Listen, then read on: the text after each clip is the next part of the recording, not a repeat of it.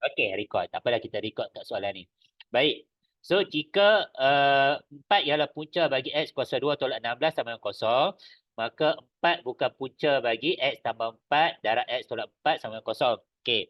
So, kita bagi tahulah yang ni adalah P, ini adalah Q. So, bila kita dah salin PASK dia, ingat kena salin sebiji-sebiji tau. Jangan buat macam saya buat ni. Okey. So, sekarang ni kita nak menentukan kebenaran dia. So, 4 ialah punca bagi X kuasa 2 tolak 16. So, bila kita tekan kalkulator, alamak, saya tak buat kalkulator. Sekejap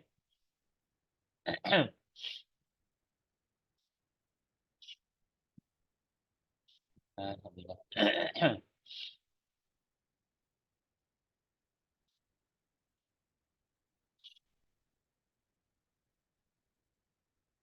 Okey.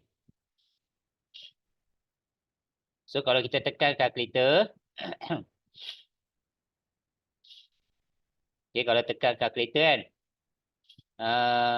apa, kita masukkan menu, lepas tu equation, lepas tu polinomial, masukkan degree 2 sebab ada X kuasa 2. So, X kuasa 2, A dia 1. Lepas tu B tak ada, B dia kosong. C dia negatif 16. Okey. So, dapat 4 dengan negatif 4. So, ada 4, betul lah. So, benar. Okey. Lepas tu, maka 4 bukan punca bagi X tambah 4 darab X tolak 4 sama kosong. Ini palsu lah. Sebab 4 ini adalah punca dalam dalam persamaan pemfaktoran ini. So, nampak tak Q palsu? Ingat lagi tak tadi? Kalau nota tadi, kalau Q palsu, okey, andai kata kalau awak lupa lah, contoh kalau awak lupa, awak ingat satu je macam ni. Awak ingat je, kalau dua-dua benar ataupun dua-dua palsu, so semua akan jadi benar. Baik. Tapi kalau yang lagi dua ciri tu, yang kalau P palsu ataupun Q palsu, kita tengok pada akibat dia. Itu cara cara cara lain untuk nak ingat lah. Kalau tak nak kalau tak larat nak hafal banyak, ingat satu saja. Okey, di mana kalau dua-dua benar ataupun dua-dua palsu, PASK itu akan jadi semua benar. Baik, kalau salah satu palsu, kita tengok pada akibat. Tengok pada akibat. Tengok kat sini. Okey, tengok pada akibat. So, untuk dekat pernyataan, maka Q. So, Q kita palsu. Maka dia akan jadi palsu. Okey. Lepas tu, maka P. So, P benar. Tengok dia punya akibat dia. So, P jadi akibat. So, akibat benar. Maka dia akan jadi benar. Lepas tu, tilde Q. So, asalnya Q tadi palsu. So, kalau tilde Q menafikan akan apa? Akan bertukar nilai kebenaran dia daripada palsu kepada benar. Maka dia akan jadi benar. Tilde P, asalnya P itu benar. Tapi bila tilde P dia akan jadi palsu, maka akibat dia akan jadi palsu. Siap. Okey tak? Kalau nak ingat macam ni. Okey kan? So, bolehlah buat nota dekat situ. Kalau dua-dua benar atau dua-dua palsu, so semua PASK akan jadi benar. Tapi kalau salah satu palsu, tengok pada akibat. Okey, jom kita buat lagi. Kita buat lagi. C. So, mana kita punya P, mana kita punya Q. Kita tunjuk dulu. Segi empat tepat mempunyai empat paksi simetri. Lepas tu, ambil warna lain. Segi empat tepat mempunyai empat sisi. Okey. So, ini adalah P kita, ini adalah Q kita. Baik, so P, A, S, K. Ingat, awak kena salin sebiji-sebiji. So, jika P, maka Q. Okey, lepas tu akas, jika Q, maka P. Songsang lawan kepada P, jika tilde P, maka tilde Q. Kontra, positif adalah lawan kepada akas. So, jika tilde Q, maka tilde P. Okey. So, kita tentukan kebenaran dia. Baik, so untuk P ini, segi empat tepat mempunyai empat paksi simetri. Segi empat tepat tau. So, segi empat tepat macam ni. Apa maksud paksi simetri? Potongan yang kiri kanan sama saiz. So, kita ada satu, dua, dua je. Okay. Kalau ikutkan diagonal lah. Tapi diagonal bila kita potong, sama tak? Sama saiz tak? Empat paksi simetri. Sama saiz tak C tu?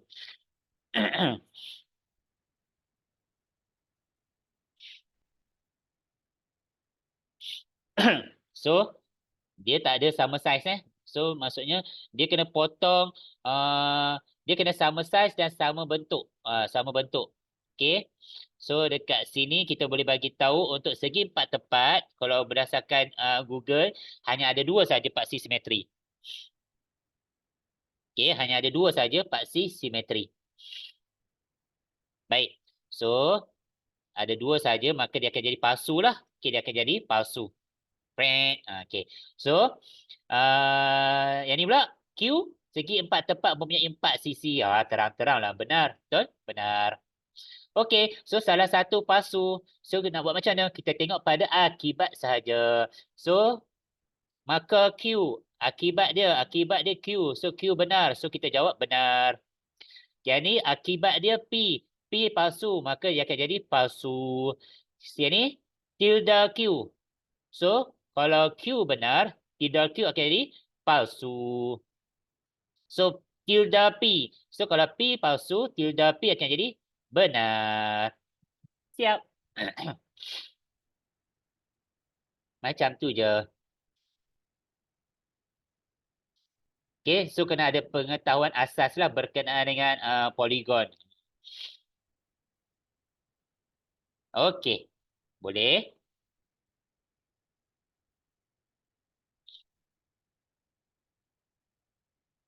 Okay, so kita teruskan soalan di... Okay, soalan ni saya bagi awak try buat. Try buat. Okay, cuba buat. Tak payah saling bulat-bulat. Just buat jika P maka Q. Nak bagi faham dulu. Bagi mahirkan dulu menilai kebenaran.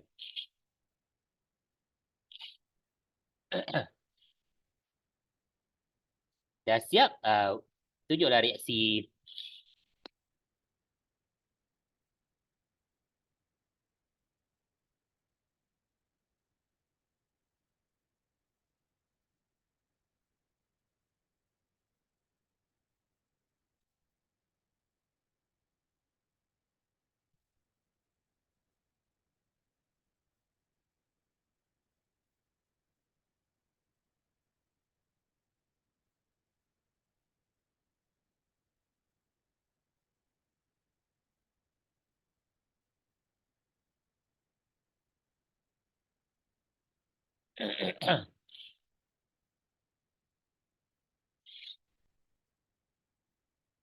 Oh, Damia siap dia. Okay.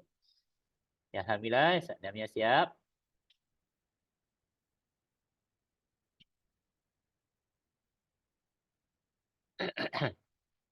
Juan pun siap. Tak maaf lah ada gangguan soksek ni. Okay, Alhamdulillah Arif pun siap. Baik. So, ini adalah P kita. Ini adalah Q kita. So, P, A, S, K. So, jika P, maka Q. Jika Q, maka P. Jika tilde P, maka tilde Q.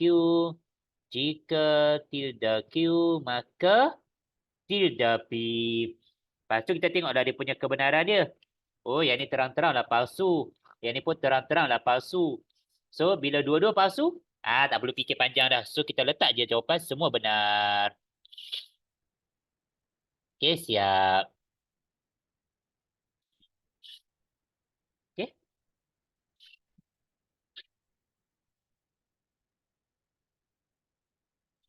Alright, habis. Okay. So, next, kita pergi kepada macam mana kita nak counter balik. Macam mana kita nak counter kalau kebenaran itu palsu. Tengok soalan dia, bagaimanakah anda menentukan contoh penyangkal untuk menafikan kebenaran pernyataan tertentu? Contoh, contoh, okey. Tentukan nilai kebenaran pernyataan matematik di bawah. Sekiranya palsu, berikan satu contoh penyangkal ataupun counter lah. Okey. Untuk menyokong jawapan anda. So, semua poligon mempunyai hasil tambah sudut pedalaman 180 darjah. Dia kata semua. Okey. So, kita boleh bagi tahu dah palsu. Okey, sebab apa palsu? Sebab poligon ada banyak. 3 sisi, 4 sisi, 5 sisi, betul? So, kita bagi tahu dah palsu. So, kita bagilah contoh. Okey. Cuci kata, Ah. ayah boleh naik Azia tipu. Oh ya, kalau Honda tak Honda tak settle lagi. Mak rasa biar je lah.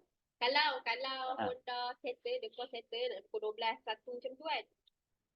Bawa Honda tu, pergi jauhi tayar. Nanti mak bawa balik lah satu kereta. Faham? Okey. Hati-hati. Okey. So, palsu, kita bagi tahu lah. Kita ambil contoh je. Kita ambil Pentagon. Pentagon. So, Pentagon mempunyai hasil tambah sudut pedalaman berapa Pentagon ada berapa sisi? 5 sisi tu. So 5 sisi. So 5 sisi 5 tolak 2. Berapa? Darab 180. So hasil tambah sudut pedalaman adalah 540. So hasil tambah sudut pedalaman adalah 540 darjah. Kita bagi tahu bukti lain yang kita nak menafikan statement itu. Nak bagi tahu yang statement itu salah sebab apa? Macam tu. Tu namanya kita bagi bukti. Okey, penyangkal tu maksudnya bagi bukti. So kalau dalam kita punya duduk sembang dengan kawan-kawan kan, kalau kita nak kata kawan itu salah, kena bagi bukti. Janganlah kita kata hang salah. Macam tu. Betul? Sebab apa? Kalau nanti kawan kita akan tanya, sebab apa? Sebab salah lah. Macam tu. Nampak? Tak boleh lah. Kita kena ada bukti. Awak salah sebab awak buat sekian-sekian macam ni. So sekian-sekian macam ni memang salah. Macam tu lah. Okey, baik.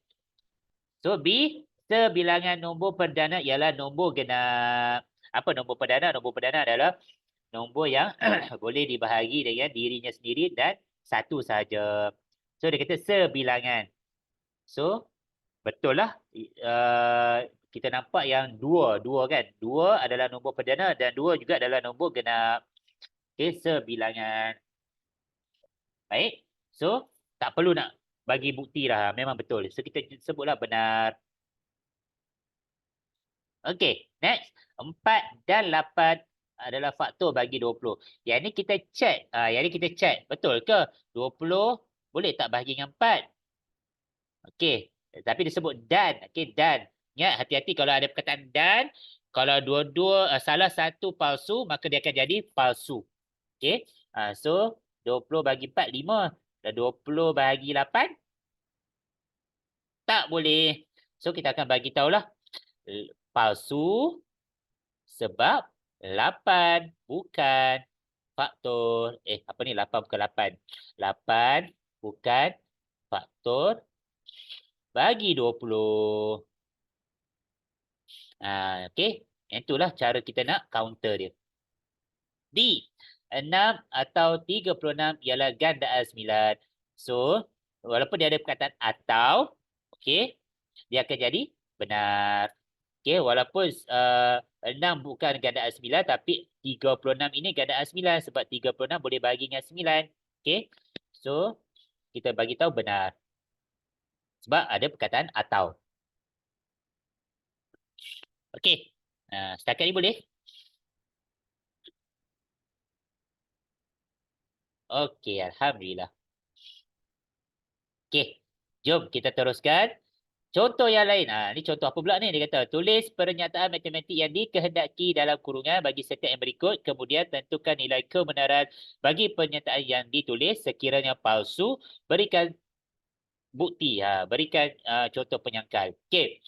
So yang ni dia suruh buat penafian. So kalau buat penafian, 6 bukan elemen dalam 369. So kita boleh bagi tahu dia adalah palsu lah. Sebab apa? Sebab 6 adalah elemen dalam 369. Macam tu je. Okey. 369. Ini maksudnya adalah elemen, adalah unsur. Okey. 6 adalah unsur dalam set 369. Okey, B. Semua gandaan 10 ialah gandaan 2. Dia suruh buat penafian. So kalau buat penafian, kita bukan tukar perkataan tau. Kita just letak tidak ataupun bukan. So kita letak bukan semua. So bukan semua gandaan 10 ialah gandaan 2. Kalau kita cek balik nilai kebenaran dia, bukan semua gandaan 10 ialah gandaan 2. Kalau dekat sini, okey, kalau kita tengok kat sini, kita tengok yang asal ni semua gandaan 10 ialah gandaan 2. Palsu lah kan? Palsu betul tak? 10, 20, 30, 40, 50. Wahal gandaan 2, 2, 4, 6, 8, 10. Ada kata 10. Lepas tu 12, 18, 20. Tapi dia kata semua gandaan 10 adalah gandaan 2. 2, 4, 6 kan gandaan 10. So dia akan jadi palsu. Tapi bila kita buat penafian, dia akan berlawan. Dia punya nilai kebenaran dia akan jadi benar. Okey. So kalau ada perkataan semua ataupun sebilangan, kita letaklah perkataan bukan dekat depan sekali. Okay, sebab kita nak lawan dia punya perkataan itu. Nak lawan dia punya penjodoh bilangan tu. Okey, C. Jika X lebih besar daripada 5, maka X lebih besar daripada 3. Dia suruh buat akas. Akas yang mana Yang kita terbalikkan saja. So, akas jika X lebih besar daripada 3, maka X lebih besar daripada 5. Okey. So, yang ni macam mana ni? Dia suruh tentukan nilai kebenaran. Okey, so let's say lah kita letak X sama dengan 2. Contoh, letak X sama dengan, X ambil, kalau ambil X sama dengan 4, contohlah 4. Okey, so kalau 4, sini 4 lebih besar daripada 3, betul lah. Tapi sini 4 lebih besar daripada 5. Jadi, salah. Jadi palsu. Jadi palsu. Okey. Kita tengok pada dia punya asal dia ni. Asal dia, yang ni P, yang ni Q. Okey. Kalau let's say lah kita letak X sama dengan X lebih besar daripada 5, contohlah 6. Jika X lebih besar daripada 5, 6, maka X lebih besar daripada 3. So, kalau 6 lebih besar daripada 5, maka 6 lebih besar daripada 3. So, ini akan jadi palsu, sini akan jadi benar. Okey. So, dekat sini nak buat apa?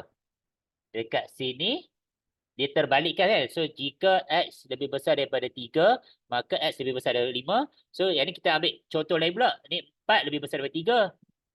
So, yang ni ambil 4 lebih besar daripada 5. So, jadi palsu. Dekat sini jadi palsu. Maka, walaupun kita dah terbalikkan, so dengan erti kata lain, dua-dua tu adalah, bukan, salah satu itu akan jadi palsu. Ni pening sikit. Kalau dapat soalan yang bentuk inequality. X lebih besar daripada 5, maka X lebih besar daripada 3. So, kalau contohlah kita ambil jika X lebih besar daripada 5, contoh ambil 6. So, kalau 6 lebih besar daripada 5, maka 6 lebih besar daripada 3. Betul lah. Sorry, ni betul. Minta maaf. Ni betul. Okay, ni betul lah. Cantik lah. Betul. Dua-dua benar. Baik. Tapi kalau bila kita terbalikkan, jika X lebih besar daripada 3, maka X lebih besar daripada 4. Tapi kalau let's say lah lebih besar daripada 3 tu, kita ambil nombor 4. So, 4 lebih besar daripada 3, maka 4 lebih besar daripada 5. So, dekat sini dah jadi salah dah, palsu. Okay. So, kita akan tulislah palsu. Lepas tu kita bagi tahu bukti. Ni bukti dia. So, bagi tahu bukti kalau X lebih sama dengan 4. So X, kalau kita letak X sama dengan 4. Lepas tu 4 lebih besar daripada 3. Okey. Dan 4 lebih besar daripada 5. Macam tu. So kita bagi tahu lah. Benda ni salah. Yang ni betul. Yang ni sepatutnya 4 lebih kecil daripada 5. Macam tu. Okey. Ya, ini cara kita nak tunjuk bukti. Okey. Itulah kenapa dia tak boleh apply. Kenapa dia tak boleh apply yang akas yang kita buat nota sebelum ni. Itulah dia agak mengelirukan jugalah kalau kita pakai inequality. Okey. Tapi tapi memang tak boleh lah nak buat apa-apa sebab X lebih besar daripada 3, maka nombor paling minimum adalah 4. 4, 5, 6, 7 dan seterusnya. Kalau 5 pun, 5 dekat sini pun still akan jadi palsu. Okey, settle. Okey, kita teruskan lagi. D. Jika X punca kepada X tolak, jika X punca kepada X kuasa 3 tolak 1 sama dengan kosong, maka X sama dengan 1. So, dia buat songsangan. So, ini adalah kita punya implikasi ataupun pernyataan. So, songsangan PASK. So, ini adalah PASK. So, dia berlawanan. Okey, berlawanan. Okey, berpasangan. Bukan berpasangan. Tapi lawan dia. So, jika X bukan punca. Bukan punca kepada X kuasa 3 tolak 1 sama kosong, maka X tak sama dengan 1. Okey. Baik. So, dekat sini, dia punya statement P dia benar. Sebab X adalah punca kepada X kuasa 3 tolak 1 sama kosong, maka X sama dengan 1 pun benar. So, kalau dua-dua benar, tapi bila disongsangkan, jika X bukan punca kepada X kuasa 3 tolak 1 sama dengan kosong, maka X tak sama dengan 1 pun benar juga. Okey? Sebab dia guna perkataan bukan.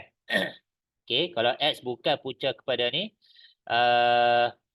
maka X tak sama dengan 1. Pening kan? Pening. Sebab kan kalau kita songsang, kita negate dia, kalau benar akan jadi palsu betul. Kalau sini akan jadi palsu, sini pun akan jadi palsu. Okey.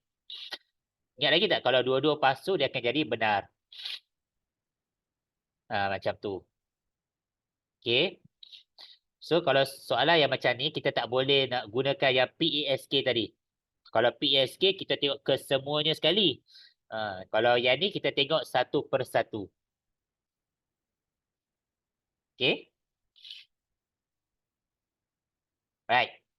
So, habislah. So, benar tak perlulah nak kita tunjuk contoh. Okey, boleh Okey tak? Ke pening? Kan?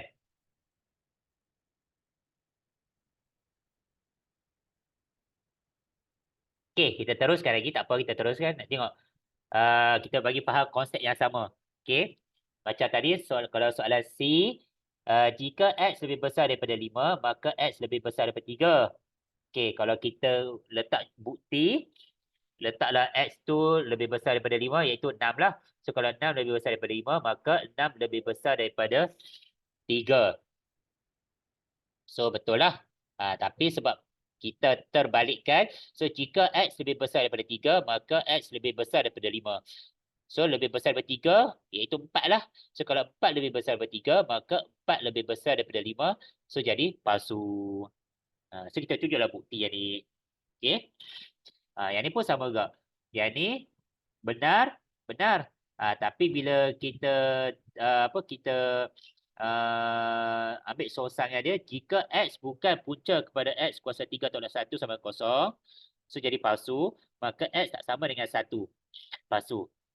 So betul lah. Sebab kalau X tak sama dengan 1, kalau X bukan punca, maka X tu bukan 1 lah. Okey, benar. Baik, kita tengok ini pula. E. K kuasa 2 lebih besar daripada kosong, maka K lebih besar daripada kosong. Kontra positif. So kalau kontra positif, ini adalah statement, ini adalah pernyataan. Kontra positif, kita ambil pasangan kepada Alkas. So, lepas tu lawan dia. Jika K lebih kecil atau sama dengan kosong, maka K kuasa 2 lebih kecil atau sama dengan kosong. Uish, macam mana ni?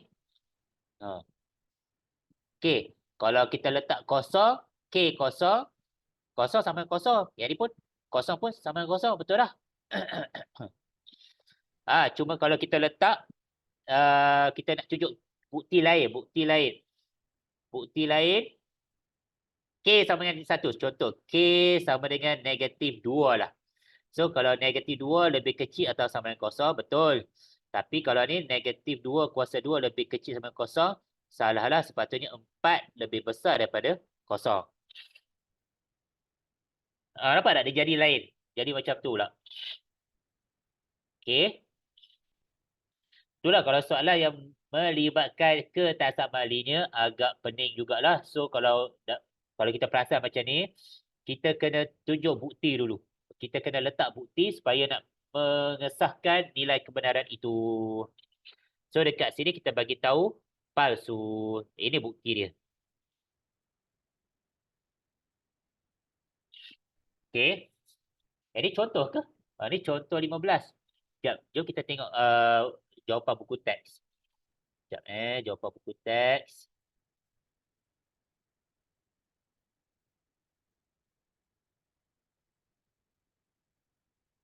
Contoh 13.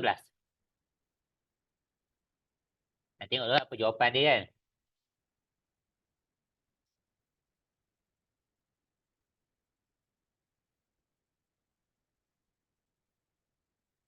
Contoh berapa tadi? Contoh 15. Okey, 15. Tengok ni.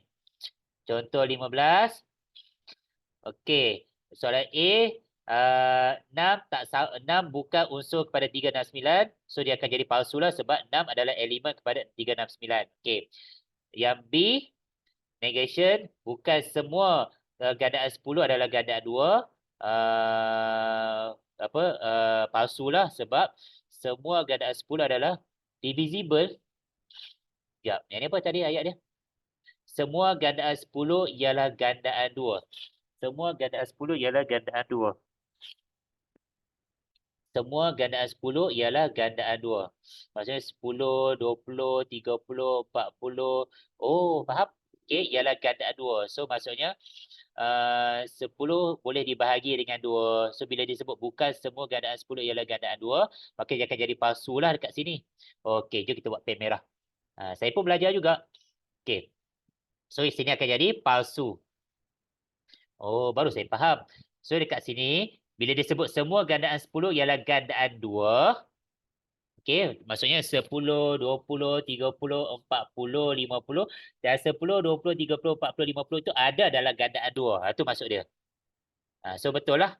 Okey. So, bila kita menafikan, kita akan jadi palsu. So, bagi tahu lah semua.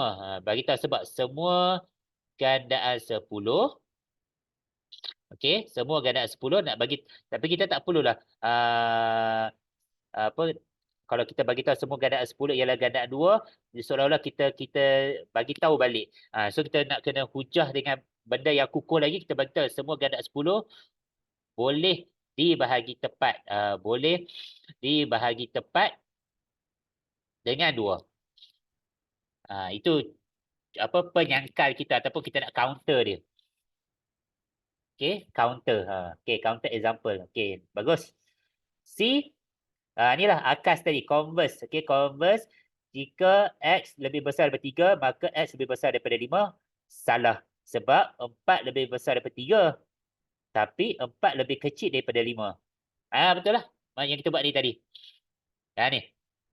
4 lebih besar daripada 3. Tapi 4 lebih kecil daripada 5. Ni sepatutnya. Tapi 4 lebih kecil daripada 5. So maksudnya kita boleh buat terus yang ni lah. 4 lebih kecil daripada 5. Okay, jadi palsu. Alhamdulillah. Okay, next. D. Inverse. Jika X bukan punca kepada X kuasa 3 tolak 1 sama kosong, maka X bukan sama dengan 1. Benar. Betul? Okay. So, kita dapat jawab betul lah. Okay, benar. Sebab dua-dua palsu, maka jadi benar. Okay, boleh. Okay, next. E. Kita tengok jawapan kita dulu. So, dekat sini kita bagi tahu 4 lebih besar daripada kosong. So, jawapan dia apa? Jawapan dia kalau kontra positif, palsu sebab negatif 2 lebih kecil daripada kosong. Tapi negatif 2 kuasa 2 lebih besar daripada kosong. Nampak tak? Kita tunjuk contoh dengan kita letak bukti. Alhamdulillah. Betul lah. Okay. So, boleh yang ni?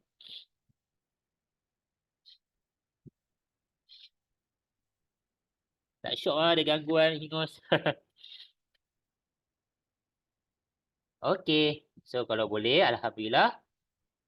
Tak ada soalan, kita boleh teruskan. So, kita teruskan kepada latihan. Jom kita mahirkan latihan pula. Okay, cuba buat.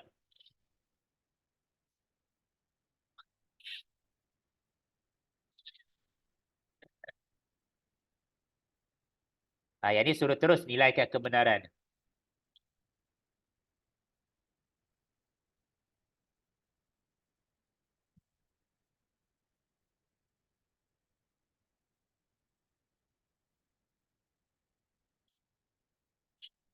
Kalau ada sebarang soalan, boleh tanya je.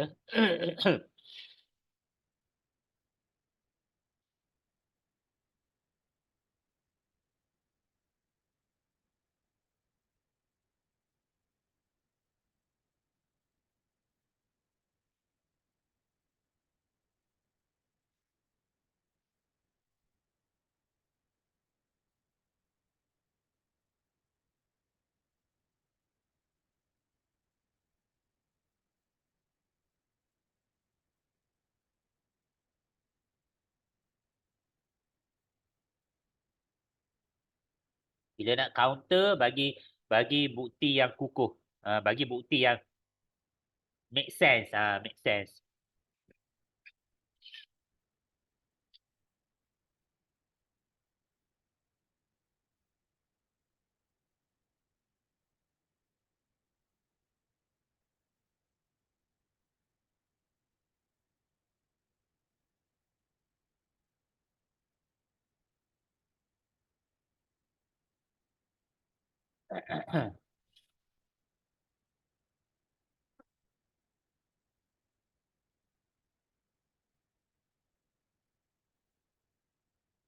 Okay, dah?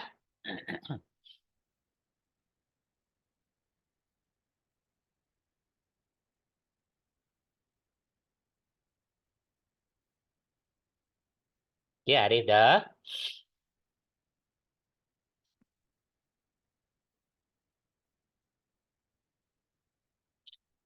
Oh, Damia.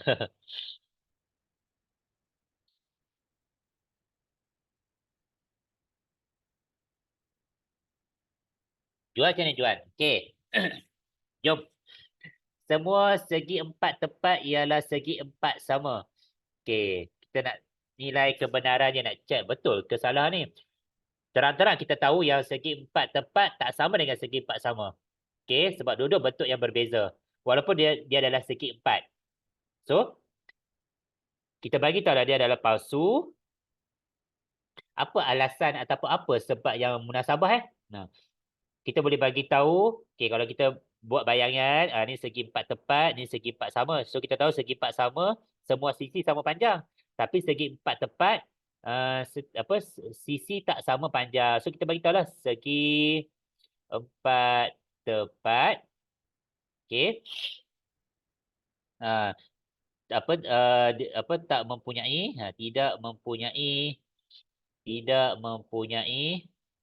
Sebab kita nak compare dengan segi empat sama, empat sisi sama panjang. So, lawan dia, segi empat tepat tidak mempunyai empat sisi yang sama panjang.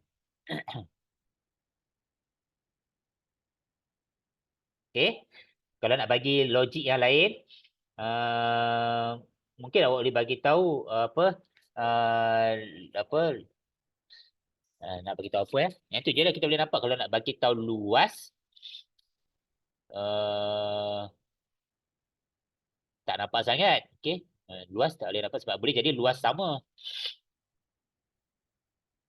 Okey. Itulah. Okey, next. B, sebilangan nombor kuasa 2 sempurna. So, apa yang kuasa 2 sempurna? 1, 4, 9, apa, 16, okey, 25, apa lagi?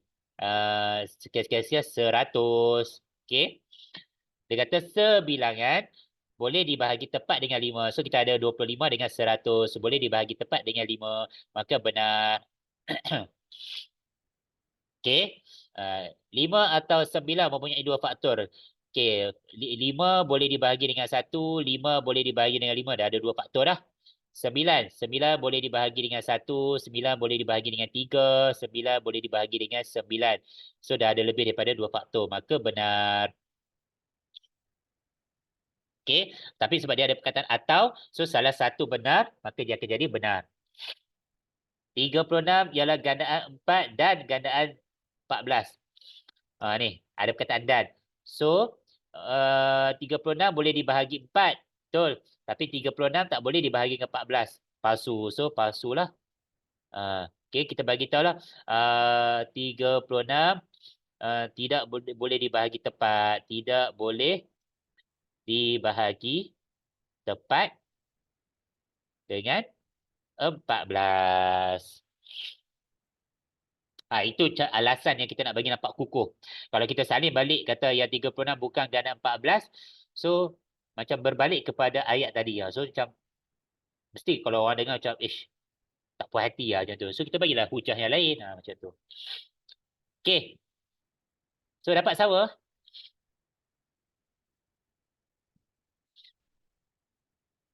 Yeay. Okey. Alhamdulillah. Baik, kita teruskan lagi.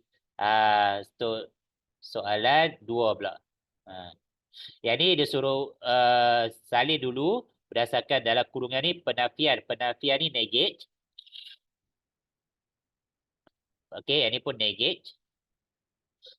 Kalau negate ya bukan menggunakan perkataan bukan ataupun tidak. Kalau ayat matematik, simbol matematik ambil lawan dia lah. Okey, so buat A, B, ada banyak. Okey, kita buat A dengan B dulu.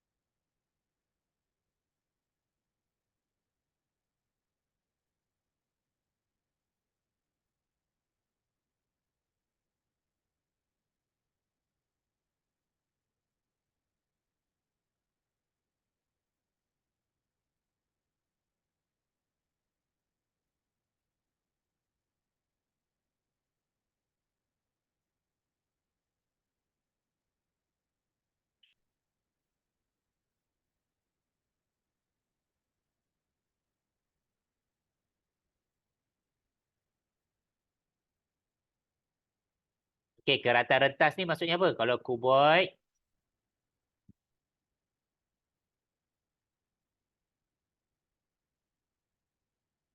okey. Kerata rentas yang permukaan. Ni. Kerata rentas, permukaan. Seragam maksudnya sama.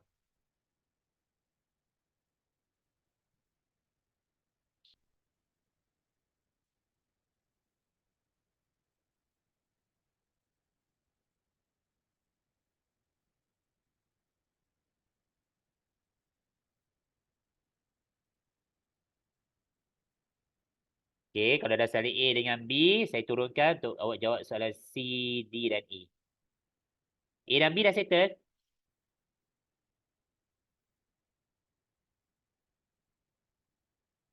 Okey, kalau A, B dah settle, okey, teruskan C, D dan E.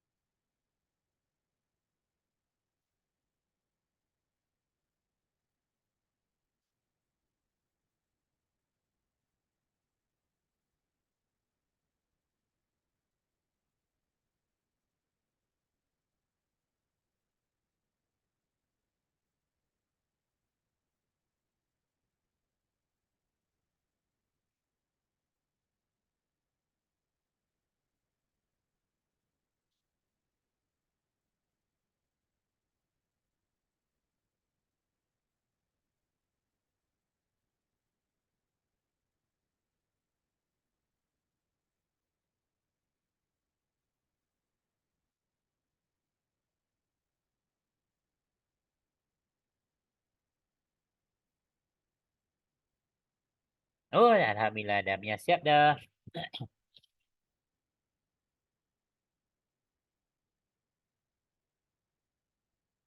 Okey.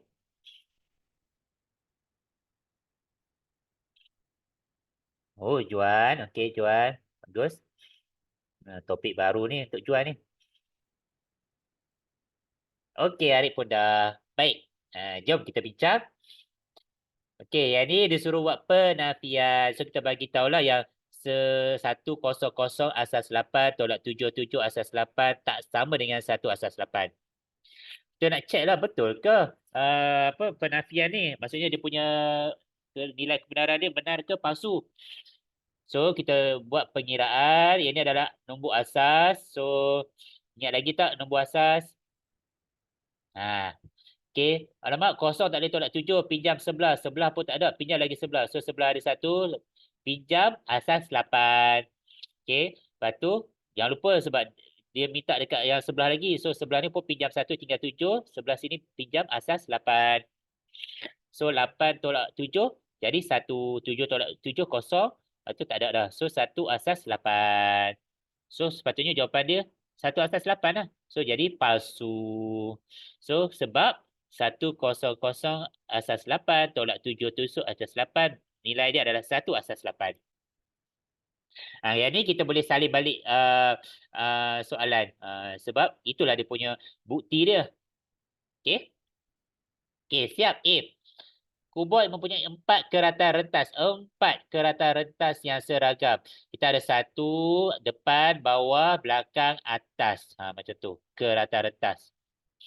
Okey, dia kata ada 4 keratan rentas yang seragam. Kita ada 2 je yang seragam. Lepas tu kalau atas bawah 2 je yang seragam. Kalau kiri kanan 2 je yang seragam. Macam tu. Okey. Kalau kubus ya ada banyak. 1, 2, 3, 4, 5 lebih lah daripada tu. Okey. So ada 6 keratan rentas yang seragam. So dekat sini kita nak menafikan dia. So kalau asalnya ini adalah palsu. Okey, bila kita negatekan dia, menafikan dia, kuboid tidak. Okey, mempunyai sekian-sekian lah, tidak mempunyai 4 keratan rentas seragam. Maka dia punya nilai kebenarannya adalah benar. Siap dah A dan B. Okey, bagus. Kita boleh teruskan C. jika Y sama dengan 2X selari dengan Y sama dengan 2X tolak 1, maka, okay, ini adalah P kita. Maka Y sama dengan 2X dan Y sama dengan 2X tolak 1 mempunyai kecurunan yang sama, Q. So, dia kata selari. So, kalau selari, lepas tu kecurunan sama. So, benar, benar. So, dia suruh buat akas. So, akas, apa dia? Kita terbalikkan kan. So, jika Q, maka P. Okay. So, kalau terbalik pun, masih lagi benar. So, jawapan dia benar. Okay, itu adalah akas. Okay, so maksudnya kita terbalikkan. Jika Y sama dengan 2X dan Y sama dengan 2X tolak 1 mempunyai kecurunan yang sama, maka Y sama dengan 2X selari dengan Y sama dengan 2X tolak 1. So, jadi benar. Okay, jika segitiga bersudut tegak, jika segitiga ABC bersudut tepat ataupun bersudut tegak di C, maka C kuasa 2 sama dengan A kuasa 2 tambah B kuasa 2. So, yang ni kalau bersudut tepat, yang ni adalah P, yang ni adalah Q. So, kalau bersudut tepat di C, maka C kuasa 2 sama dengan A kuasa 2 tambah B kuasa 2. Betul lah. Okay, ini adalah teorem Pythagoras. So, kalau nak bagi nampak, ni kita punya segitiga bersudut tegak. So, ini adalah A, B, C. Okay. So, kalau C, ni dia punya, ingat lagi tak? Sudut bertentangan dengan sudut itu adalah sisi dia. So, itu adalah C. Kalau sudut C adalah bersudut tepat, maka berdepan dengan dia adalah sisi C. Lepas tu yang ni A, sudut A dekat sini, maka dia punya apa? Dia punya sisi dia adalah A kat sini. Kalau B, sudut dia dekat sini, maka dia punya berdepan dengan sudut itu adalah sisi dia B dekat sini. Okey. So betul lah. C kuasa 2, C adalah hypotenuse. Okey. So inilah formula teorem Pythagoras. So betul lah. Tapi bila buat songsang apa dia? Songsang jika tilde P maka tilde Q kan. So jika tilde P maka tilde Q. So dia kata kat sini jika segitiga ABC tidak bersudut tepat di C, maka C kuasa 2 tak sama dengan. Yang ni kalau kita bubuh perkataan tidak. So dekat sini dia akan jadi C kuasa 2 tak sama dengan A kuasa 2 tambah B kuasa 2. So betul lah kalau sudut tepat dia bukan pada C, maka tak adalah teorem Pythagoras itu. So benar. Okey. Ingat akibat wujud bila mana akibat bergantung kepada anti jadian. Akibat bergantung kepada anti jadian. Okey, itu adalah D. Siap. E. Jika W lebih kecil daripada 7, maka W lebih kecil daripada 5, kontrapositif. Kita terbalikkan dia, tukar tempat, kemudian kita nafikan dia. Okey, so jika W lebih besar atau sama dengan 5, maka W lebih besar atau sama dengan 7. Ingat, akibat bergantung kepada anti jadian. So, kita bagi tahu lah kalau W lebih besar atau sama dengan 5. Let's say lah kita bagi tahu W sama dengan 5. So, W sama dengan 5. Tapi, terbalik. Macam ni. Bila mana kita gantikan W sama dengan 5, so kita tulis 5 sama dengan 5, tapi 5 lebih kecil daripada 7. Dia bukan lebih besar atau sama dengan 7. So ini kita punya counter example.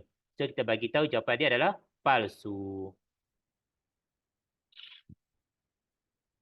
Okey. Siapa dapat betul semua?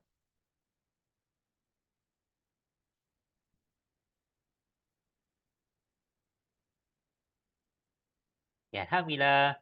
Oh, Arik dengan Damia. Ada yang salah lain-lain. Oh, betul. Okey. Alhamdulillah.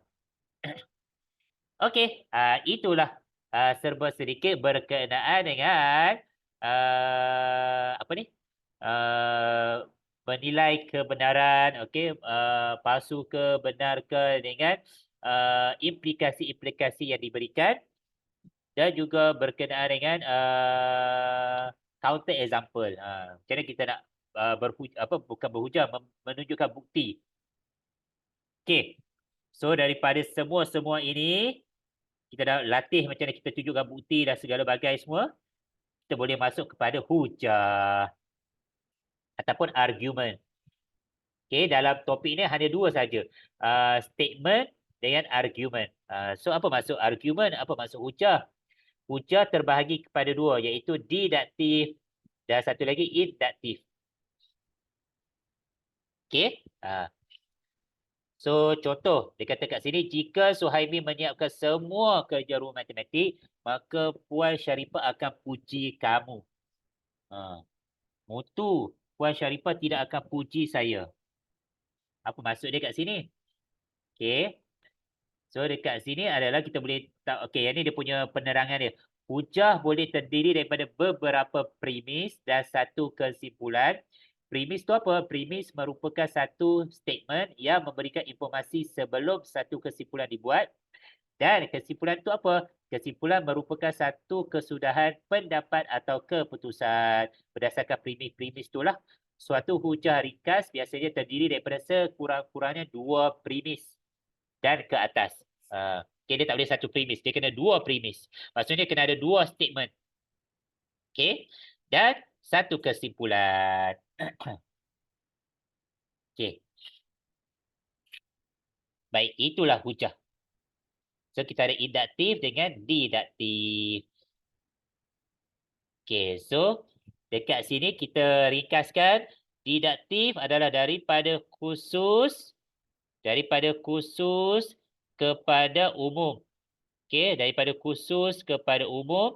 Induktif daripada umum kepada khusus. Okey. So, deduktif. Okey, kita ada dua je. Khusus dengan umum. Okey, khusus tu apa maksud dia? Khusus, contoh. Arif seorang yang bijak. Macam tu. Itu khusus. Tapi bila umum, semua lelaki dalam kelas itu bijak. Itu adalah umum. Nampak tak? Kita guna perkataan semua ataupun kita generalisasikan dia. Okey. Itu adalah beza umum dengan khusus. So hujah deduktif daripada khusus kita umumkan dia. Okey, contoh. Arif seorang lelaki yang bijak, Juan seorang lelaki yang bijak. Nampak tak? Ada dua statement. Maka kesimpulan dia, semua lelaki dalam Zoom ini adalah bijak. Itu adalah deduktif. Itu kita berhujah secara deduktif. Maksudnya daripada khusus, kita umumkan dia. Okey. Kalau hujah induktif, daripada umum, kita khususkan. Contoh.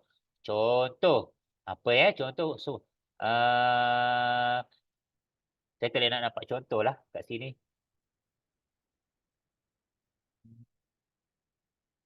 Okey, semua lelaki kita ambil umum. Semua lelaki bijak. Lepas tu kita khususkan. Arif, lelaki yang bijak. Macam tu. Okey, boleh nampak Baik. So, ada dua lah. Deduktif dengan induktif. Macam mana nak ingat dia? Nampak? Macam mana nak ingat dia? Baik. Saya ambil urut macam ni. Apa? Yang ni cara saya ingat lah. Ni cara saya ingat. Induktif. Ambil perkataan in. So biasa kalau kita buat dalam ayat bahasa Inggeris kan. In general. Macam tu. In general. In. So secara umumnya. So induktif daripada umum. Secara umumnya kita khususkan dia. Macam tu. Okay. Tapi mungkin awak ada cara lain untuk ingat. Okay. So kalau deduktif. Khusus kepada umum. Induktif. Umum kepada khusus. So awak boleh bina awak punya apa. Sama ada akronim ataupun abbreviation awak untuk awak mudah ingat. Okey. Settle. So saya bagi color lah bagi nampak. Okey, ini deduktif, khusus. Okey. Terbaliklah. In general, khusus pada umum. Minta maaf. Ya Allah. Itulah saya ingat in general. In general secara umumnya. So, maksud daripada khusus kita umumkan dia. Terbalik. Minta maaf. Okey. So dekat sini proses kesimpulan khusus dibina berdasarkan umum. So yang ni daripada umum kepada khusus. Okey. Maksudnya general kepada spesifik. Kalau induktif, in general, so secara umumnya, maksudnya daripada khusus, daripada spesifik kepada umum. Ni cara saya ingat. Betul lah? Okey. Alright. Boleh Okey. Jom kita jadi detektif sekejap. Jadi detektif, kita tengok contoh. Semua sudut tirus kurang daripada 90 darjah. Sudut PQR ialah sudut tirus. Maka sudut PQR kurang daripada 90 darjah. So, dia ada guna perkataan semua. Maksudnya dia umumkan dulu. Dia buat secara general. So, semua sudut tirus kurang daripada 90 darjah.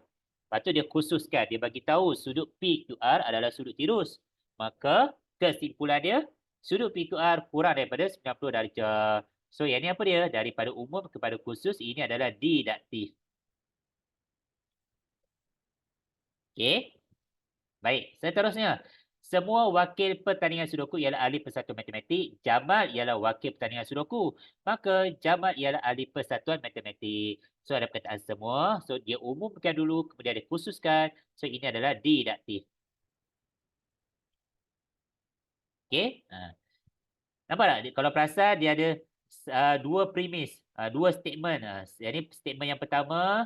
Yang ini adalah statement yang kedua. Maka, bila disebut maka, wujudlah kesimpulan. So, sekurang-kurangnya kena ada dua statement ataupun dua premis. Baru kita boleh letak satu kesimpulan. Okey. So, dekat sini kita boleh jadi dua premis atau lebih. Boleh jadi ada tiga. Boleh jadi ada empat. Tapi kesimpulan hanya satu saja. Alright. So, C, hasil tambah sudut peluaran segitiga ialah 360. Hasil tambah sudut peluaran segi empat ialah 360. Hasil tambah sudut peluaran pentagon. Oh, yang ni segitiga. Segitiga 360. Yang ni segi empat 360. Okey. Yang ni pentagon 360. Okey. Maka hasil tambah sudut peluaran setiap poligon ialah 360.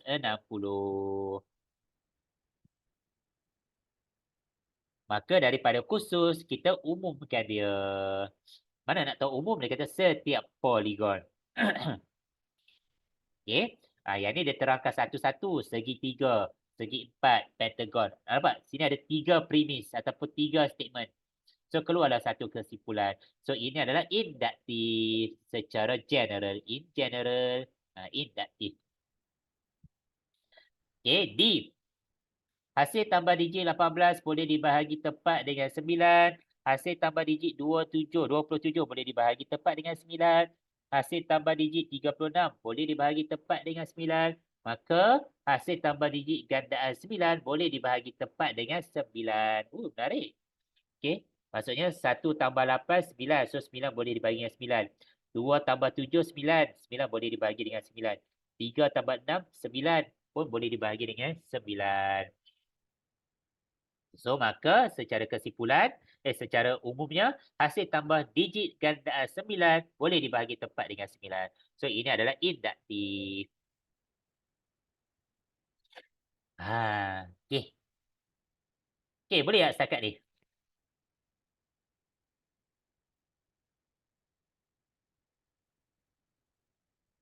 Okey. Alhamdulillah. Okey, setakat ni tak ada ajaran sesat lagi. Tapi kalau saya ada salah, saya akan perbetulkan. Okey. So, jom kita buat latihan dia. Tentukan hujah ini adalah didaktif ataupun induktif.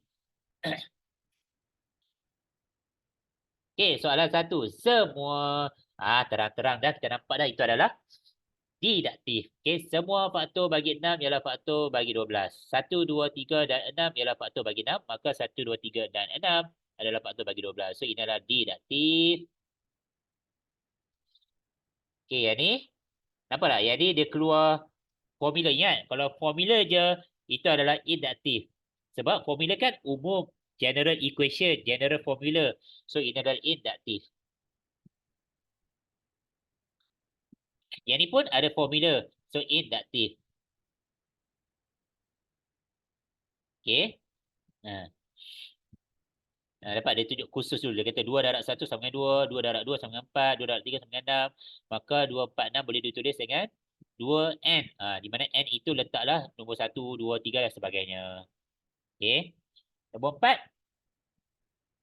Didaktif. Sebab ada semua. Okay. Didaktif. Semua gandaan. Didaktif juga. Okay. Alhamdulillah.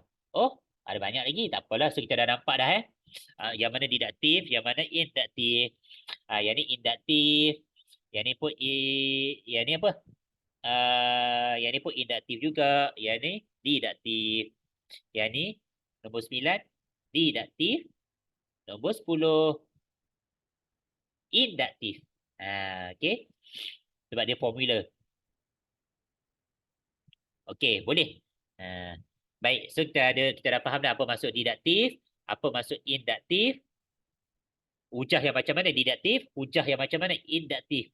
Lepas tu kita fokus kepada satu persatu. Kita tengok kepada hujah didaktif dulu. So, hujah didaktif ada 3 bentuk. Okey, hujah didaktif ada 3 bentuk dan kita nak tengok hujah itu adakah sah, satu perkara, satu lagi perkara adakah munasabah. Dalam bahasa Inggeris, valid. Sah tu valid. Munasabah sound.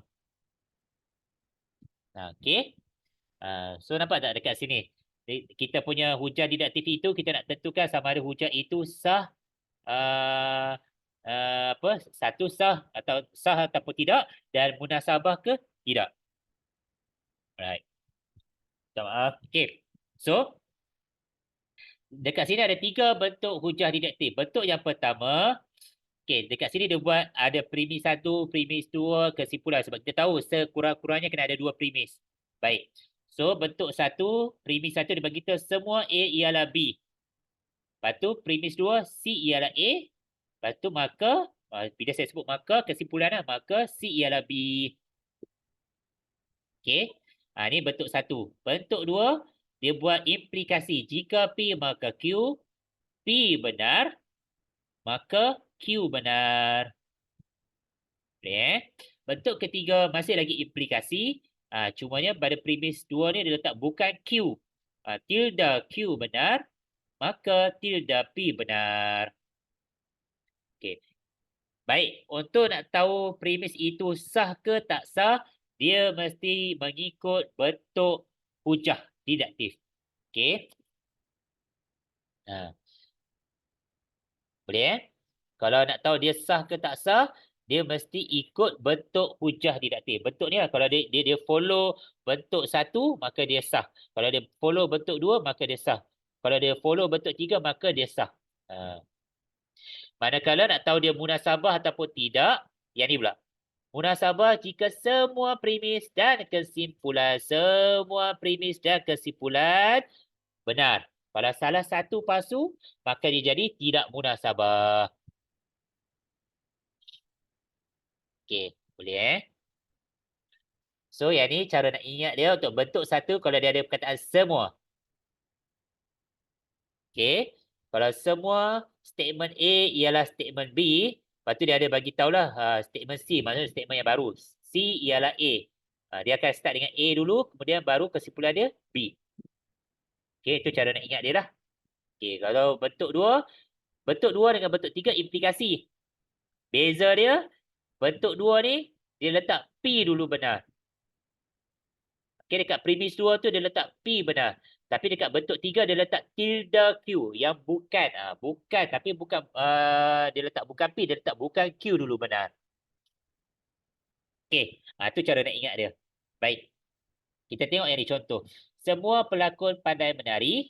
Lepas tu Jasmine ialah pelakon. Ini. So kita labelkan. Ini adalah A, ini adalah B. Semua A adalah B. Maksudnya semua A, semua pelakon pandai menari B lah. Okey. Jasmine, Jasmine C. Jasmine ialah pelakon. C ialah A. Maka kesimpulan Jasmine pandai menari. C ialah B. Baik. So nampak tak? Bila mana dia ikut flow bentuk satu, maka dia adalah sah. Nampak tak dia kata kat sini? Hujah dia adalah sah. Lepas kita dah tahu dia adalah sah, lepas tu kita check pula adakah munasabah ataupun tidak. Kita tengok Jasmine pandai kat sini. Semua pelakon pandai menari. So dekat sini tidak benar. Maksudnya palsu sebab bukan semua pelakon pandai menari. Okey? Nampak tak dia punya penerangan dia. Dekat sini dia bagi tahu premis satu adalah palsu sebab bukan semua pelakon pandai menari. Walaupun hujah ini sah tapi tidak munasabah sebab premis satu adalah palsu. Kita bagi tahulah yang mana yang palsu. Sebab apa tak munasabah? Sebab mana yang palsu? Okey, boleh? Baik. Contoh kedua. Semua pelakon pandai menari. So kita labelkan. Ini adalah A, ini adalah B.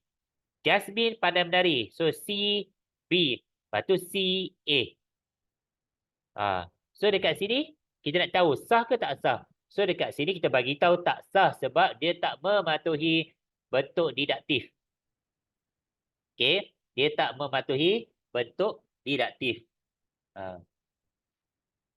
Boleh Lepas tu kita tengok pula dia punya munasabah dia. So tidak munasabah sebab premis satu palsu. Yang itulah. Okey.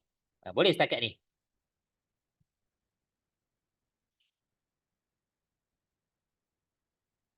Kan? So yang ni dah yang ni memang kita kena tengok perhati betul-betul lah. Okey.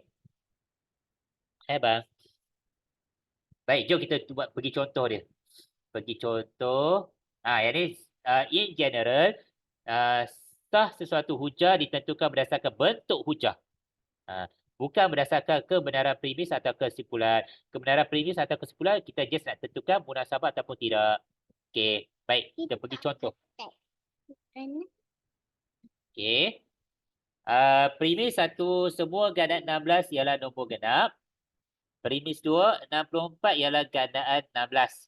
Kesimpulan 64 ialah gandaan genap. Okey, ni bentuk yang mana? Sebab kita ada 3 bentuk. Itu nak check. Oh, ada perkataan semua.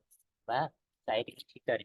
Okey, ada perkataan semua, maka dia adalah bentuk satu. Lepas tu nak check, adakah dia mengikut bentuk didaktif satu itu.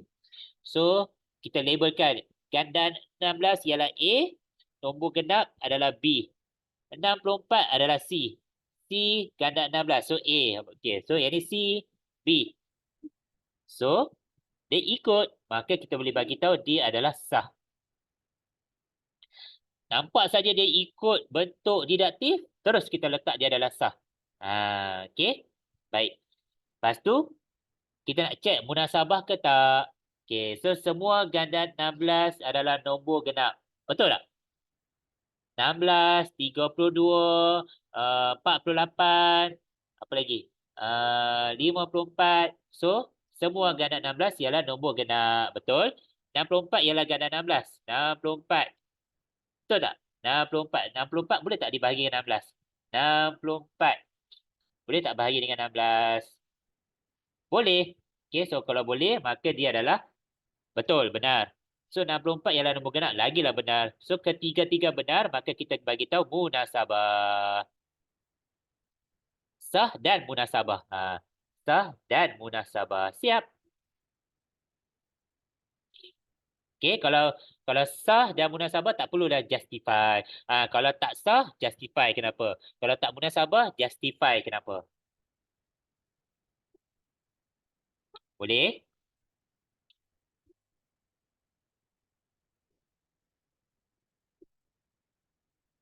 Okey, boleh kan? Okey, Juan boleh. Arif dengan Damia okey?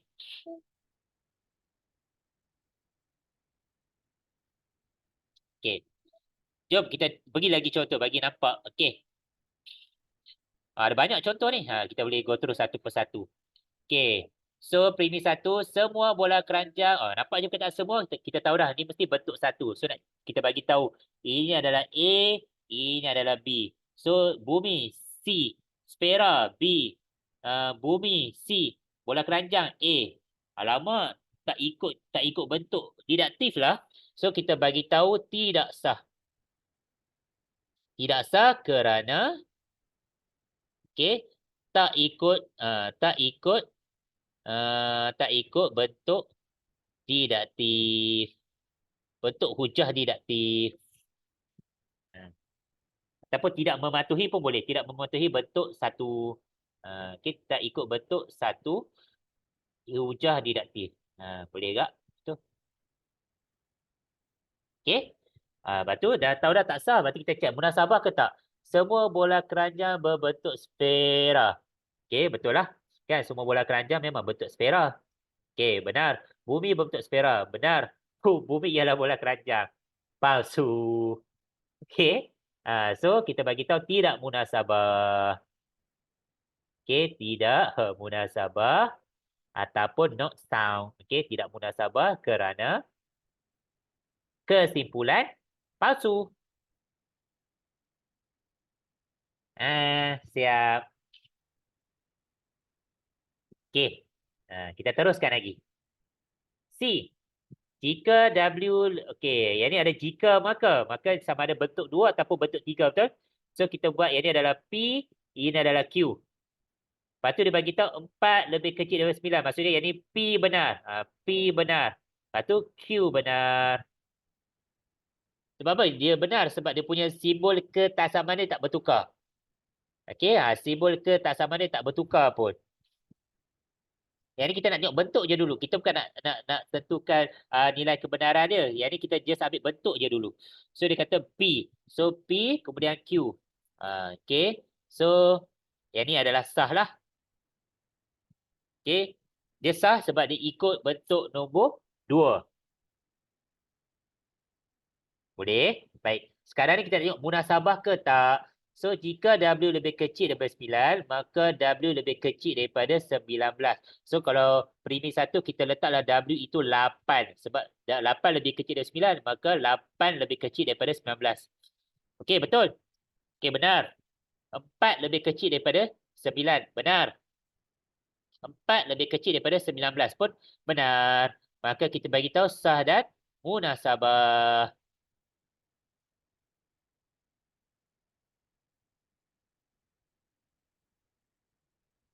Okey, boleh.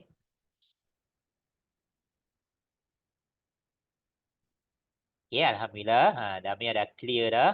Arif dengan Juan? Okey, Alhamdulillah clear. Next, D. Okey, D. Jika maka. So, yang ni adalah P.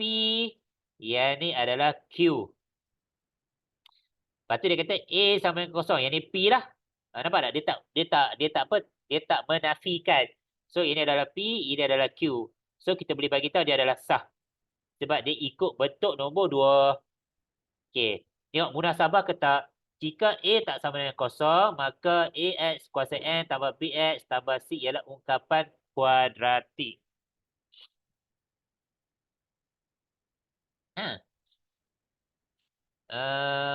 Tapi dia kata kuasa N. Hati-hati dia kata kuasa N tau. Dia tak kata kuasa 2. Okey. So, ini adalah tak benar. Yang ni benar. Yang ni tak benar. Okey, sebab ungkapan kuadratik adalah X kuasa 2.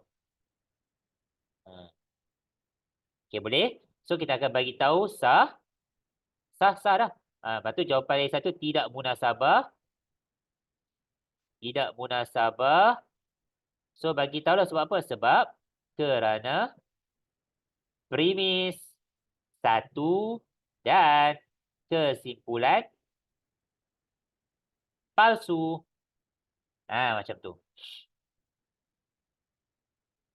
Okey. Baik. Settle. E pula. Jika maka. Okey, jika maka lagi.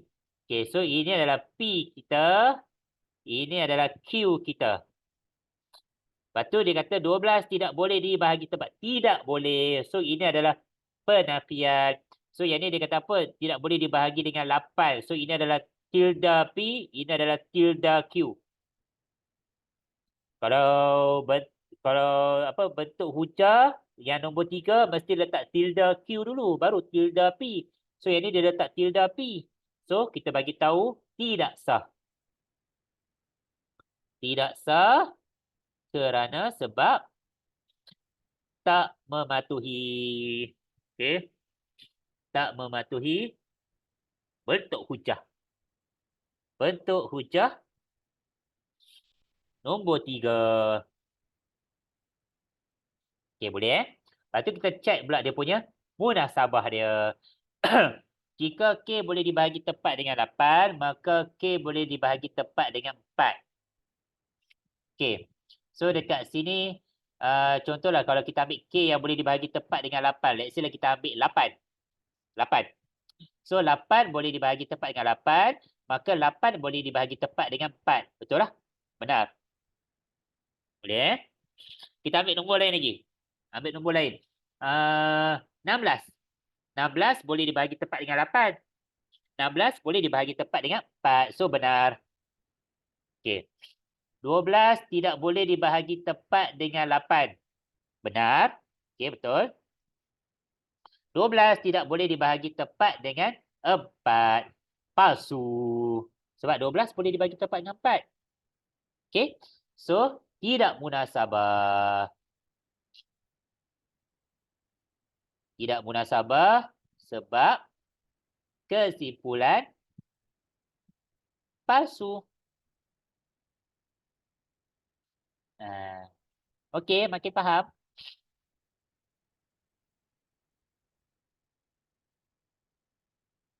Alhamdulillah. Okey, yang seterusnya. Okey, yang seterusnya jika maka. So kita tulis dulu ini adalah P, ini adalah Q. Okey. Lepas tu dia kata 8 tambah 1 adalah nombor ganjil. So yang ni Q. Bukan tilde Q tau. Yang ni Q. Sebab kalau tilde Q mesti dia kata 8 tambah 1 bukan nombor ganjil. Tapi ini dia kata ialah nombor ganjil. So ini adalah Q, lepas tu P. Kalau yang bukan tilde, dia kena P dulu, baru Q. So, yang ni tidak sah. Okey, tidak sah. Sebab apa? Sebab tak mematuhi. Tak mematuhi bentuk nombor 2. Okey. Lepas tu, munasabah ke tak? Jom kita tengok. Jika P ialah nombor genap, maka minta maaf. Jika K adalah nombor genap, K tambah 1 nombor ganjil. Let's say lah kita letak 4. So kalau 4 tambah 1, 5. Betul lah? Tak puas hati lagi. Letak 6. 6 tambah 1, 7. So benar. 8 tambah 1, nombor ganjil. Benar. 8 ialah nombor genap pun benar. So kita boleh bagi tahu. Walaupun tidak sah, okay, dia punya hujah dia tidak sah, tapi make sense. Munasabah. So munasabah. Siap.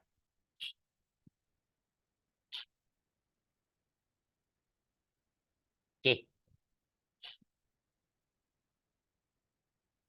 Okey. Sempat salin. Boleh kita teruskan?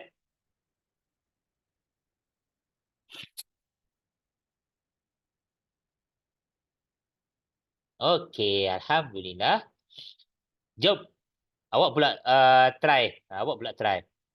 Yang ni.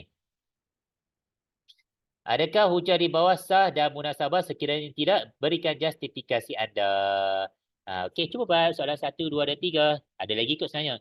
4, 5, 6, 7. Banyak. Okey. Alright. So, boleh try. Soalan 1, 2, 1, 2, 3 dulu. Kalau awak dah siap 1, 2, 3, tunjuk reaksi. Lepas tu kita teruskan.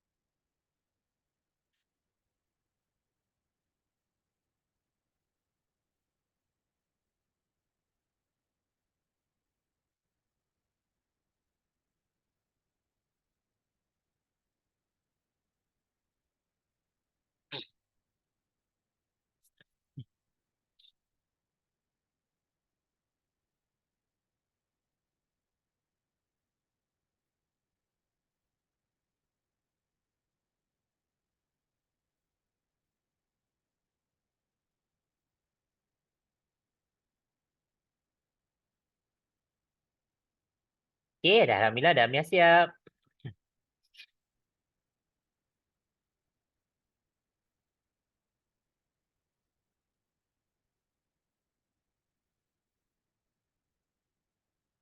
So nanti kalau awak balik sekolah, balik maktab, awak dah jimat dah masa kalau cikgu awak suruh buat soalan 3.2B. So sekurang-kurangnya awak dah ada dah.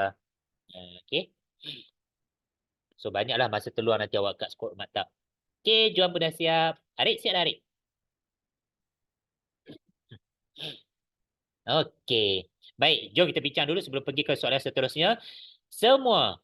So bentuk satulah nak check betul tak? So yang ni adalah A, ini adalah B, yang ni C, yang ni adalah A, yang ni C, ini adalah B.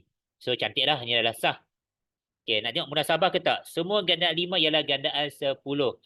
Semua gandaan 5 adalah gandaan 10.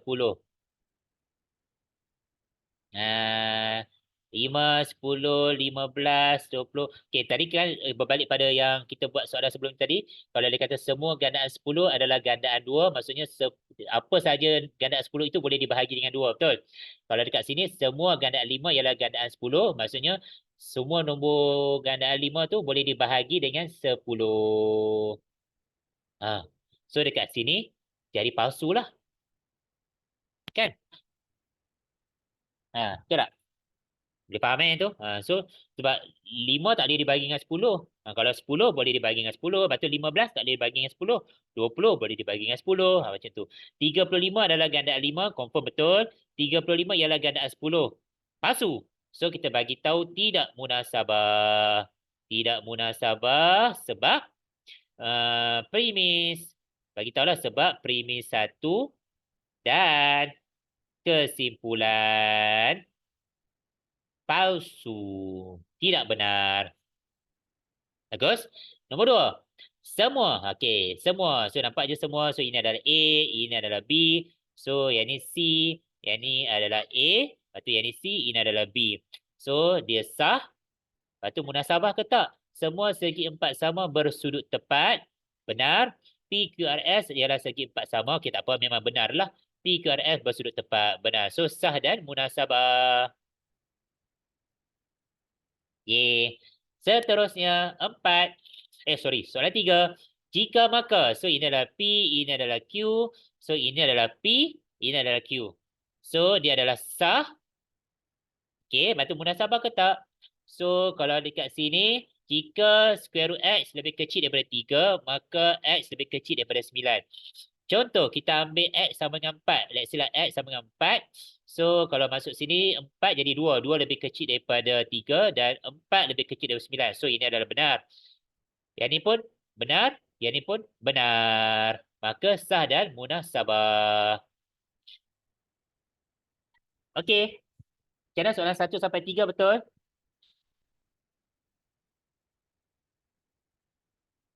Yeay, Alhamdulillah.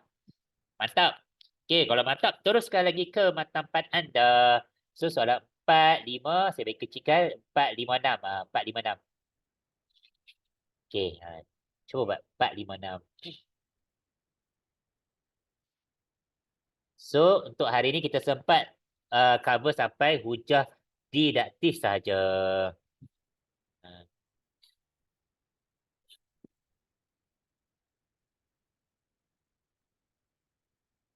Okey, dah siap 4, 5, 6. So, buatlah emoticon. Lepas tu kita bincang.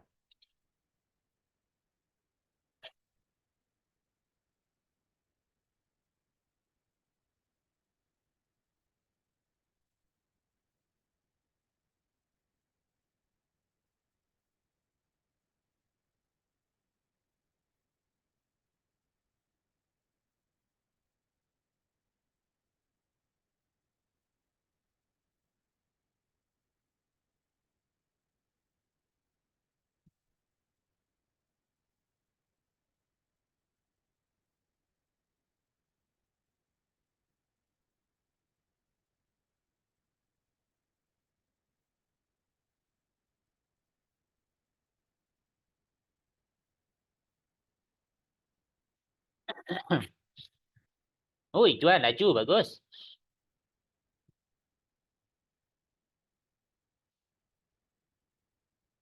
Wait. Damia kenapa pakai mas?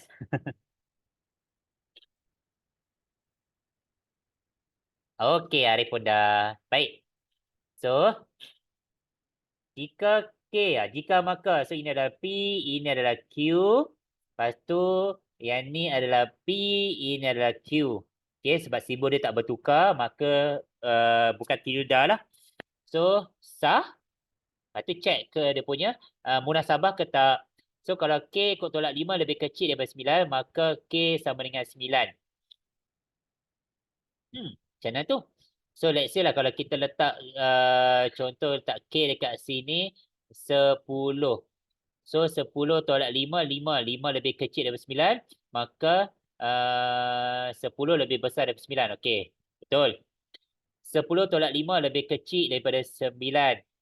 5 lebih kecil 9, betul. Lepas tu 10 lebih besar daripada 9 pun betul. Okey, tapi kena check dulu. Kalau let's say lah, yang ni dia pakai 10. Kalau let's say lah ambil nombor yang besar. Contoh kita ambil 15. 15.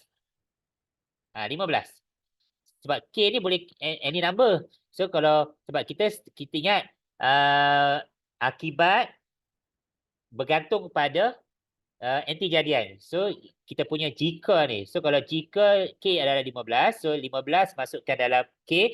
So 15 tolak 5, 10 tak boleh lah. 10 kena lebih besar daripada 9.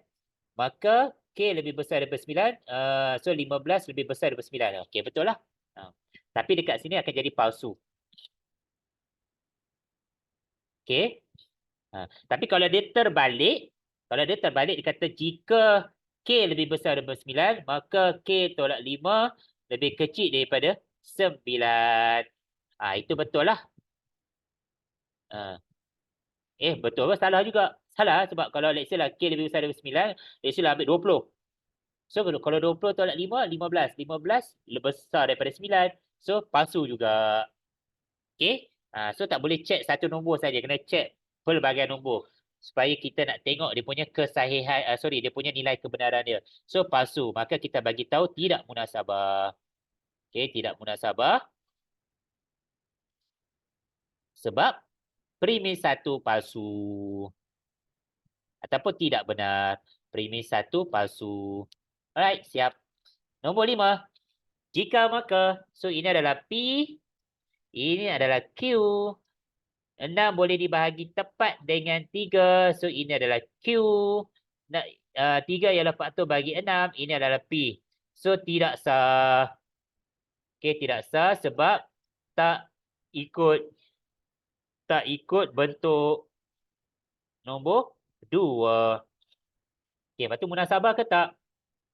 Jika X ialah faktor bagi 6, maka 6 boleh dibahagi tepat dengan X. Contoh, kita letak berapa? 6, ialah faktor bagi 6. So, let's say lah 2. 2 ialah faktor bagi 6. Maka 6 boleh dibahagi tepat dengan 2. Betul? Tak puas hati lagi. 3. 3 ialah faktor bagi 6.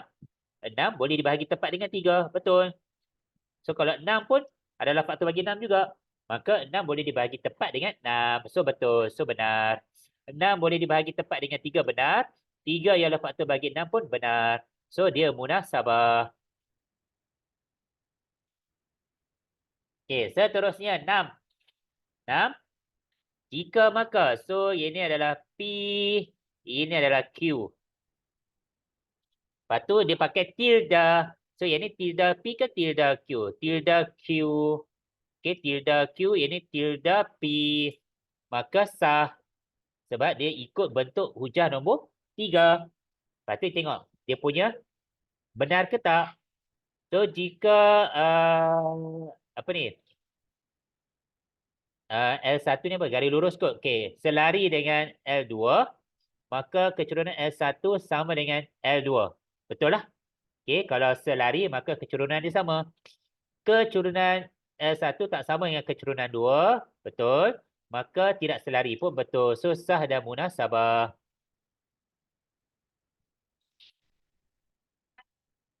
Okey. Baik, seterusnya. Ini kita bincang sama-sama lah. Semua. So, semua ini adalah A, ini adalah B.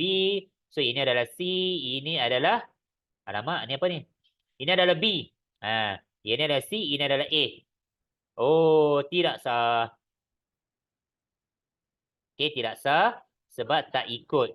Tak ikut bentuk satu. Lepas tu munasabah ke tak? Semua rhombus mempunyai penjuru yang berserenjang. Dia bagi gambar rajah kat sini. Ini adalah rhombus. Penjuru diagonal, diagonal yang berserenjang. Okey, kalau tengok kat sini, betul lah. PQRS mempunyai penjuru yang berserenjang.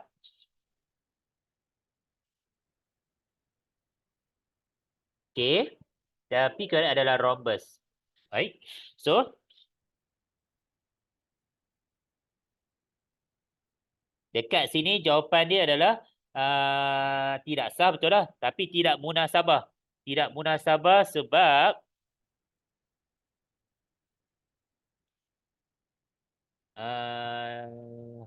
PQRS. Ini PQRS. Okay, PQRS mempunyai penjuru yang berserenjang.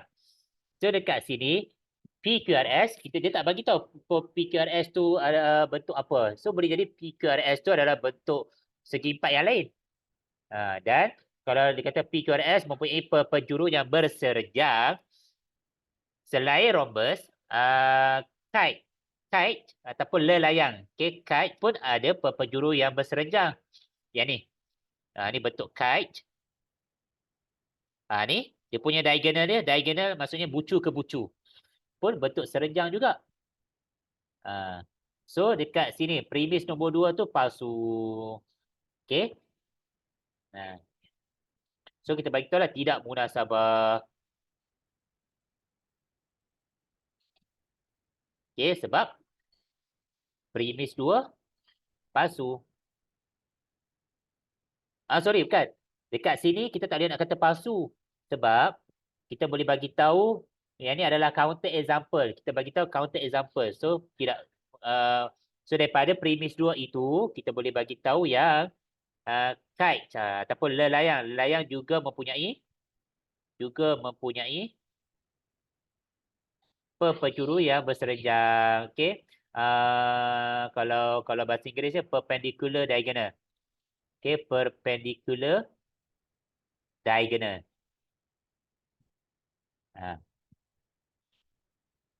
Boleh itu untuk soalan nombor 7.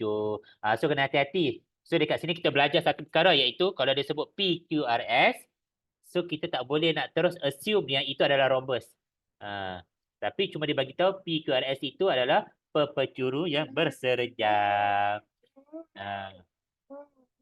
Okey. Ya, Dek. Lepas tu nombor 8 kita habiskan sampai berapa ni soalan sampai nombor 10 kita habiskan. So nombor 8 jika X ni jika maka. So yang ni adalah P, ini adalah Q. Lepas tu yang ni 3X bukan. So ini adalah tilde P, ini adalah tilde Q. Sekejap. 3X ni adalah tilde Q. Ini adalah tilde P. Okey. So dekat sini kita boleh bagi tahu dia adalah sah. Okey. Baik. Sekarang ni kita nak tentukan munasabah ke tidak munasabah. So dia kata X nombor genap, 3X pun nombor genap. So contoh kalau X adalah 2, so 3 darab 2, 6 pun nombor genap. So 3X bukan nombor genap, maka X bukan nombor genap. Betul lah. Okey. Contoh dia kata kalau 3X bukan nombor genap, let's say lah. 3X tu adalah contoh X tu adalah 1. So 3 darab 1 3.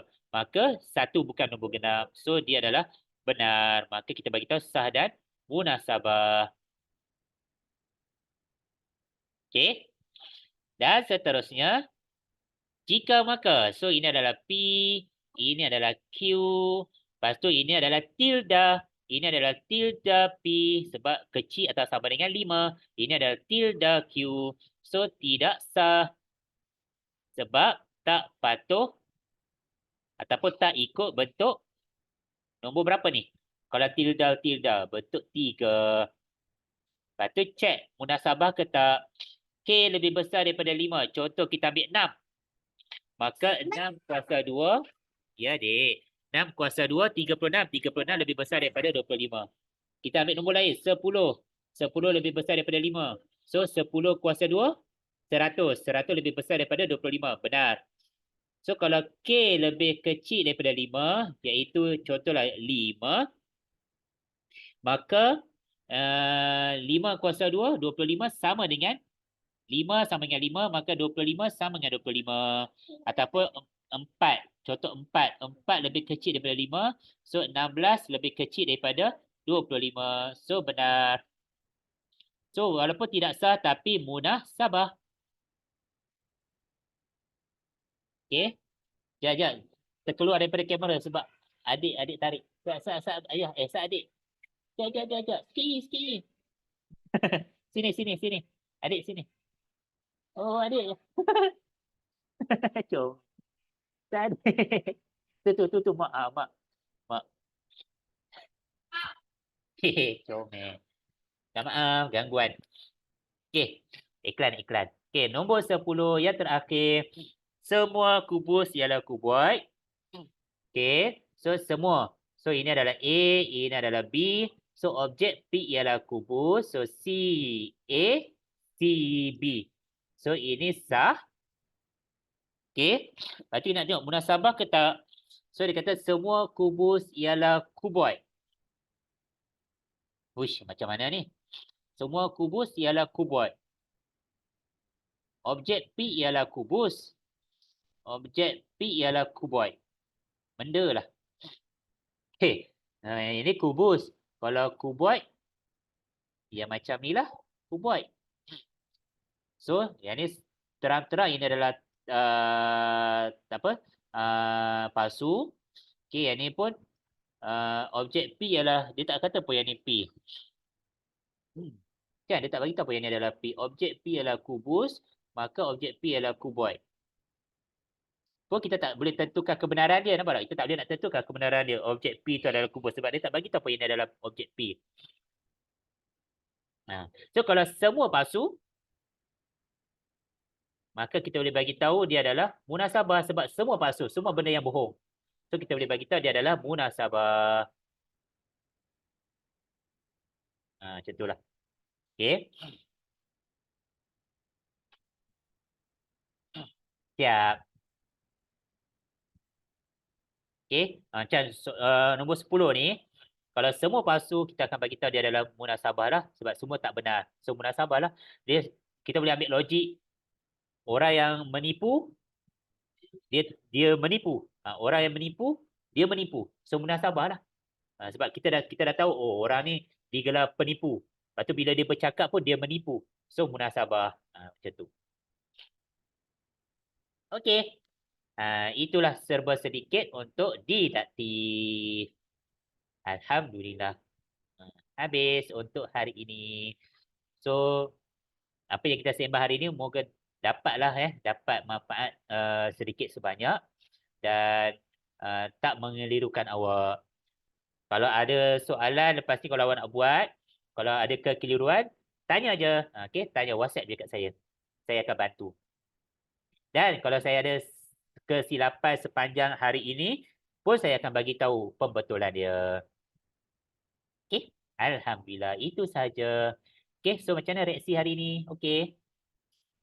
Mesti tak okey. Ya, itulah dah agak dah. Alhamdulillah masih Arif. Okey. Oh, Damian. Halloween. Okey, alhamdulillah. So, itu saja. Itulah sembang kita yang terakhir. So, sepanjang 3 minggu kita bersama, so segala kekurangan datang daripada diri saya sendiri. So, segala benda yang baik itu datang daripada Allah lah. Dan moga apa yang awak dapat tu memberi manfaat kepada awak juga. Okay? So, kita tutup. Kita tutup kita punya perjumpaan sembang-sembang kita dengan tasbih kafarah dan suratul As. Subhanakallahumma wa bihamdika asyhadu an la ilaha illa anta astaghfiruka wa atubu ilaik. Bismillahirrahmanirrahim. Wal 'asri innal insana lafi khusr illa allazina amanu wa amilus solihat wa tawassaw bil haqq wa tawassaw bis sabr. InsyaAllah kita akan jumpa lagi pada cuti sekolah yang akan datang. Okey? InsyaAllah. Baik. So, untuk bab pembayaran, masing-masing tahu berapa kali yang awak hadir. So, awak tolong kira sendirilah. So, awak kira sendiri, satu slot RM25. Nanti apa-apa pun awak buat pembayaran. So, tolong bagi resit untuk saya nak catik lah siapa yang dah bayar, siapa belum. Ataupun sebagai simpanan untuk saya juga. Okay? So, jaga diri, balik maktab dengan baik. Balik maktab dengan selamat. So, teruskan masuk tingkatan 4 dengan semangat. Bagi siapa yang masuk Bintara, kuatkan semangat, kena cekal, mental kena kuat. Okay, sebab dia akan ada perubahan budaya, perubahan gaya hidup. Daripada kita masa terluang kepada masa tak cukup. Maksudnya penuh dengan kelas tambahan, penuh dengan aktiviti kalau maktab Bintara lah. Kalau nak ambil experience boleh tanya Juan. Juan maktab Langkawi. So boleh tahulah betapa sibuknya Langkawi tu. Okey. Bagi siapa yang kekal, perform, tunjuk kebolehan diri naik tingkatan 4 ni yang awak boleh awak adalah lain daripada yang lain. Awak adalah diri awak yang baru yang tak sama waktu tingkatan 3 tahun lepas. Okey. So jaga diri semua dan selamat berpuasa menyambut bulan Ramadan. Okey, Assalamualaikum. Jumpa lagi. Bye. Terima kasih cikgu. Sama. Waalaikumsalam.